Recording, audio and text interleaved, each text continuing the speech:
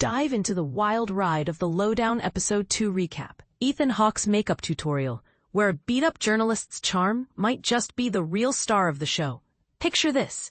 You're hooked on the pilot of The Lowdown, a series that lays out Raybon's chaotic world in vivid detail, and suddenly, Episode 2 drops right after it.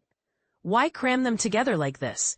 Well, there's no groundbreaking twist or new characters to introduce. Most of the key players were already front and center in the first installment. Personally, I found the pilot's cliffhanger, with Lee speeding off to grab his daughter while sporting fresh wounds and belting out whoops, way more gripping than the second episode's tense bookstore scene. It left me itching for more without needing extra padding. But here's where it gets controversial. Maybe the producers figured viewers would crave extra time soaking in Lee's eccentric vibe. And honestly, they might be onto something. This guy's magnetic in a way that's hard to resist. Episode 2 weaves together multiple plot threads that keep circling back to each other, creating a tangled web of intrigue. Take Marty, the enigmatic figure with a voice described by a swooning diner waitress as silver-throated, and like honey. He works for Donald Washburn, the sleazy right-wing politician Lee's been desperately trying to expose. Lee can't wrap his head around it. Why would a black man who loves quoting poetry align with a racist bigot like Washburn? Marty's vague response? Donald and I go way back. And when Lee presses about why Marty rescued him from kidnappers if he's on the side of someone who despises him, Marty claims he just didn't want to be complicit in murder. Lee buys that one more easily. Yet things heat up when Lee gets patronizing about Marty's choices, calling him out for selling out to the man. Marty fires back. What does a self-righteous cracker like Lee know about the real struggles? It's clear Marty's wisdom comes from tough experiences. Imagine a white guy like Lee crashing a wealthy memorial, shouting that voting for the deceased's brother is endorsing white supremacy, and then butchering John Brown's body. He'd get away with it. But for someone who looks like Marty, not a chance. This exchange sparks real tension, highlighting how privilege plays into activism. Meanwhile, Lee keeps probing the skinhead underworld.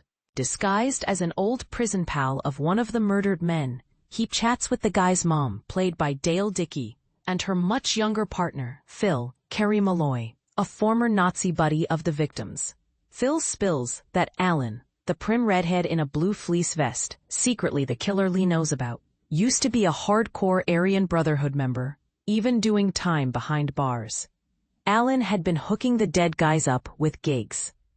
Until their operation with Washburn's late brother Dale soured, leading to Alan firing them in a deadly way. Lee's digging eventually piques Alan's interest and wrath. Alan struts into Lee's bookstore, scaring his daughter Frances and employee Deirdre before Lee arrives. He departs with a business card and a subtle warning that Frances overhears and grasps. And this is the part most people miss. Remember, this show was crafted in an era when being a Nazi could cost you your job, not land you a top spot in the White House. So, how does a violent ex-con like Alan end up at a powerhouse like Akron, the development firm that's seemingly gobbling up real estate to squash rivals? Lee suspects Akron's squeezing the market, but with a skinhead in the mix, could there be darker motives? His conspiracy board? Littered with docs on Tulsa's horrific racist past alongside Akron and Washburn clues, suggests he's convinced there's a sinister link. These aren't just plot devices. They're timely questions about power, racism, and hidden agendas that feel all too relevant today. Sure, the mystery is compelling and urgent, drawing you in with its layers. But let's be real. The Lowdown's true draw isn't the plot twists.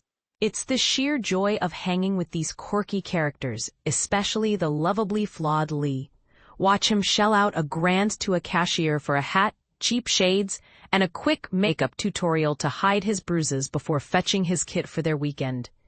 Or listen to him spin wild tales, claiming jiu-jitsu practice caused his injuries, only for his wife's new boyfriend, Elijah Zachary Booth, a die-hard BJJ enthusiast who knows every local gym and coach, to call his bluff. Lee scrambles, inventing an 84-year-old trainer to cover his tracks.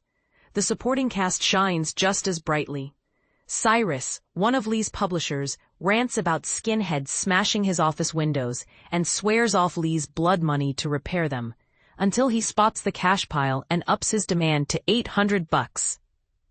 Dan, Lee's tax lawyer neighbor, has a bendable moral compass too. He'll stash the tainted funds in his safe, as long as Lee vows he didn't personally bloody them up. But he's wisely hesitant about keeping the skinhead's rare first edition Mein Kampf. Even the villain steals the show. Kyle MacLachlan, who isn't Leslie Nielsen, but has mastered poking fun at his own stoic image, think Twin Peaks, The Return, or Fallout, delivers hilarity here. In this episode, he romps with Jean Triplehorn, then breaks down in tears post-climax, demands a ridiculous dye job to woo the young voters, and strikes a goofy boxing pose at Dale's memorial when clashing with Lee. His gleeful performance promises more laughs in this rambling, feel-good tale.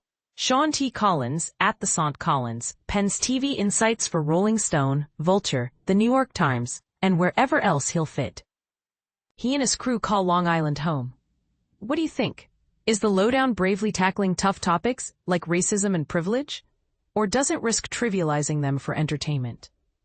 And should shows like this push boundaries, or stick to safer stories? Drop your opinions in the comments. I'd love to hear if you agree, disagree, or have a fresh take.